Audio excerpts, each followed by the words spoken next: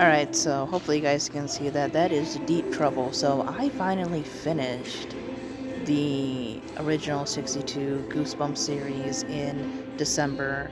And, I loved them as a kid. I stopped reading them for a while, not because I didn't like them, but, I just went on to read other stuff. And a couple years ago, well, actually more than a couple years ago, I decided to reread the ones that I read before and read the ones that I had not read before. So now here I am, finishing up the reviews. I have not done a wrap-up for a while, so, hopefully I remember the details about these books. The last ones weren't my absolute favorites, but, they were still good. And I like this one. This is Deep Trouble 2, as you can see in the picture. And it follows Billy and Sheena, who once again are visiting their uncle. I can't remember. I think he might be a marine biologist, something like that. But anyways, I really like the first one. This is one of the more adventurous kind of Goosebumps one. It's not really a scary one, as scary as Goosebumps would be for children.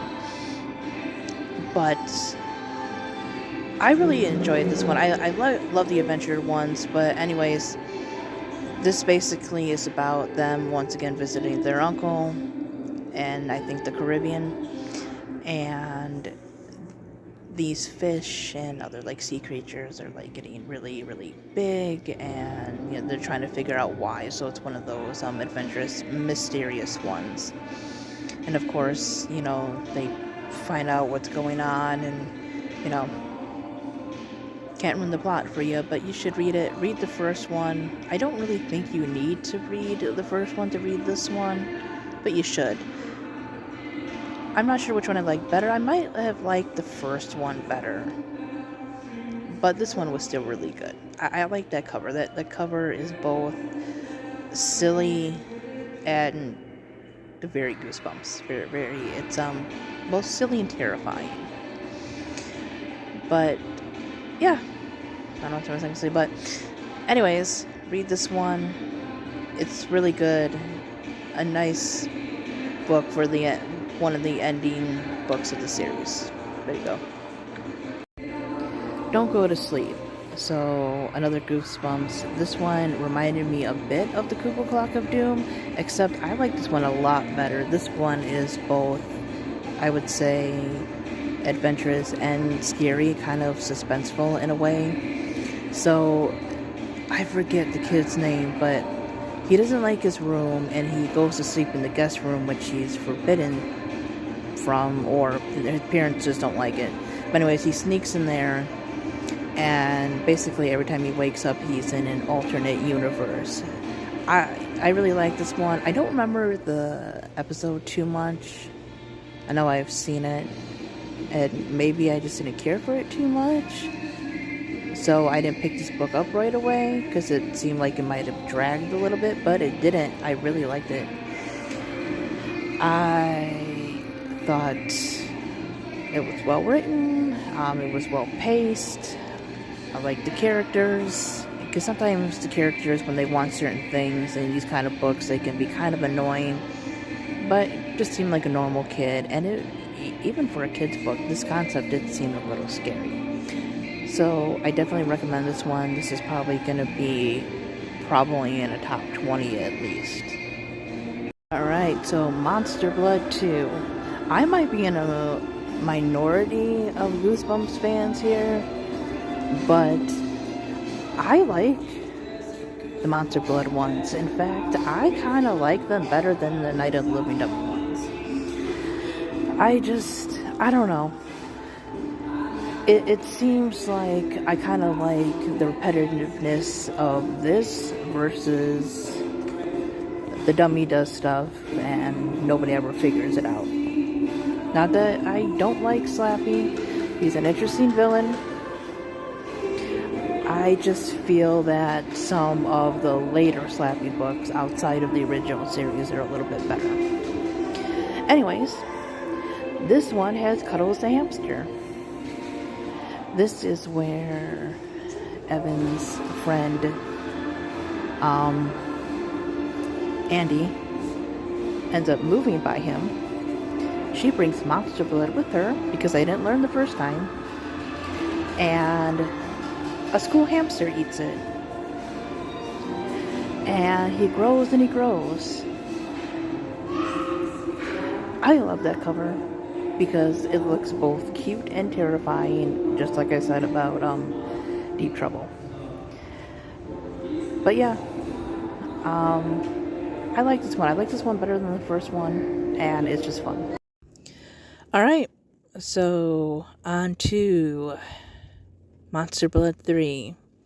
So in this one, we meet Evan's cousin Kermit. Okay. And Kermit is, I guess, a wannabe scientist, you could say, or a kid that likes to do a lot of experiments. Kermit wasn't as annoying, in my opinion, as some other younger sibling, cousin, whatever type Goosebumps characters typically are. Annoying. But I'm pretty sure the sister, which I believe is named Tara, from Cuckoo Clock of Doom, was still much, much, much worse. So in this one, I believe this is the one where Evan somehow, I don't remember if he eats it or he ingests it somehow, and he grows really big. This was a fun one, but not my absolute favorite. Next is Monster Blood 4, which is actually the last of the 62 original Goosebumps books, which is kind of odd to have ended it on Monster Blood 4. I don't know. I guess it would have been better, in my opinion, to have ended it on a standalone book, but okay. Not bad. We get the bully Conan, which I'm pretty sure was in the third, or maybe it was in the second one. I think he's from the second one on, anyways. It deals with him and these blue monsters that are a new or a different kind of monster blood. I've heard this one was bad, but I didn't think so. Not the greatest, but it was okay. I think the second one might be my favorite out of the Monster Blood ones, of the originals. Bad Hair Day wasn't bad. Haha, Bad Hair Day wasn't bad. But it just seemed kind of short. It's one of those where something happens and people are trying to figure out a solution more than like a really, really scary one. So this is about a boy who is obsessed with magic and this one magician, and he sneaks out with his sister, who he didn't really want to take with, but had no choice. And they sneak and go to his show. It's late at night. They're kids. This is Goosebumps. So, school-age children, parents forbid it. And of course, things go wrong. It was entertaining. The episode is okay. But this one seemed to be slightly different and a little different. It just seemed really quick. The Headless Ghost, it's one of those, again, where the writing's not bad. It's entertaining to read, but it just didn't feel scary, at least not scary for a Goosebumps book. It's one of those where things just didn't seem to really happen until the end. I mean, the idea of, like, touring this haunted house or whatever, and the story, I guess within the story, might be a little creepy. I would say it's definitely better than You Can't Scare Me,